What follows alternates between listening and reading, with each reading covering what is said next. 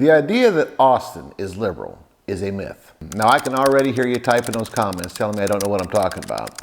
But let me ask you this. If Austin's progressive policies are continually overturned by the state, how can Austin possibly be liberal? What they have done in Austin should never happen in any city in the state, and we're going to pass legislation to be sure that it never happens again. In this video, we're going to look at 3 different times that Austin made headlines when they announced a progressive agenda.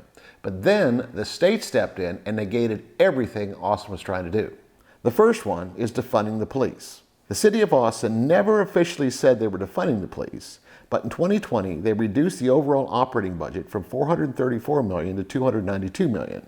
Now, even though that sounds like a budget cut to me, the city continually said that all they were doing was reallocating some of the money, which amounted to $121 million, or over 25% of the previous year's budget. This money was diverted into a decouple fund and a reimagined public safety fund. They also eliminated overtime and canceled cadet classes, which meant that even though the population of Austin was going up, the number of officers on the street was going down. Well, it didn't take very long for this to impact how the police department functioned. Starting October 1st, the Austin Police Department is urging people to use 311 instead of 911 when it comes to reporting crimes that are no longer in process, when the suspect is no longer on scene, or when there is no immediate threat to life or property. It seems like that would be almost unheard of. This would be something we would have never dreamed to happen in a prosperous city such as Austin.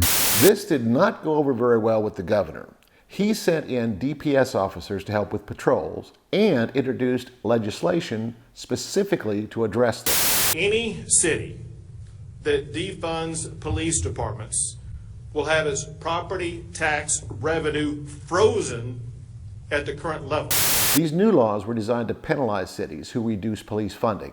And the only way the cities could avoid these penalties was if they returned their police funding to at least what it was in 2020. Here's how Austin responded. The 2022 budget was higher than 2020 and substantially higher than 2021, and it's increased every year since. The second example we're going to look at is enforcing the abortion ban. After the Supreme Court overturned Roe v. Wade, the right to abortion was no longer protected at the federal level, so each state was able to implement their own laws. We as Texans stepped up and passed multiple laws this session to do more than Texas and more than any other state has ever done to protect innocent unborn lives. Texas is one of 14 states that banned abortion, but the Travis County District Attorney held a press conference and made headlines when he announced that he was not going to prosecute anyone under these new laws. Here in Travis County, we will not force women into the shadows, especially when they need life-saving medical care. Here in Travis County, we will not criminalize personal health care decisions. This created a showdown between the county and the state, which led to a couple of new laws. Austin introduced the GRACE Act, which said that city funds would not be used to investigate any reports of abortion and that the police would make investigating abortions their lowest priority. Well, the state came back with House Bill 2127, which prohibited local governments from adopting any ordinance, orders, or rules that go beyond anything that is already covered by state laws. Now, it's important to point out that these state laws did not target the person seeking the abortion, but the medical provider who performed the abortion. In other words, if you were a doctor, a clinic, or a hospital that performed an abortion, the state could fine you and potentially take away your medical license and shut down your business. So regardless of what the City of Austin or the Travis County DA may have promised, there are no medical providers who will perform an abortion in Austin. Before we move on, I want to point out that House Bill 2127 was also the basis for the petition to remove the Travis County DA.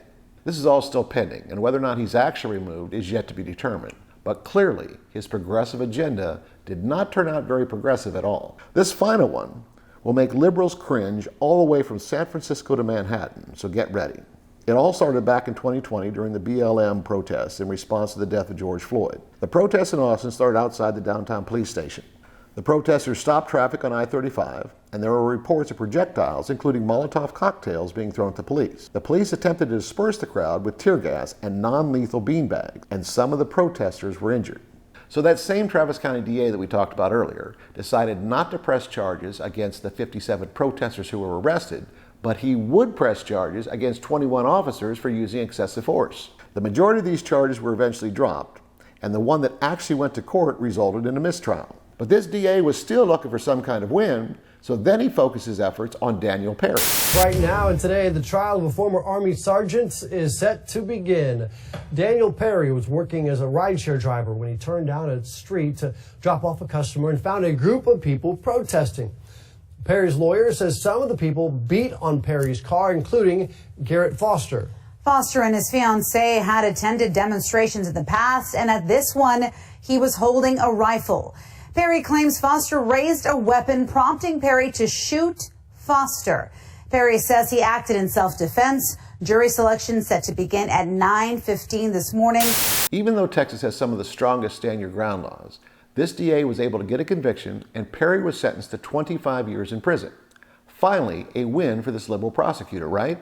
Well, not so fast. This just in, Governor Abbott has issued a full pardon to a former Army sergeant convicted of killing a protester in Austin. So yet another loss for the liberals in Austin. If you think the politics in Austin are liberal, you probably only have heard half of the story. You may have seen the headlines or the newscasts when the progressive policies were initially announced. But if you look at the whole story, you're going to quickly figure out that these progressive policies rarely succeed in Austin. So how can you call Austin a liberal city? But what do you think? Is this whole Austin is liberal thing a myth, or is it reality? Share your thoughts in the comments below. And don't forget to subscribe to my channel and ring the bell. That way you'll get notification every time I post a new video.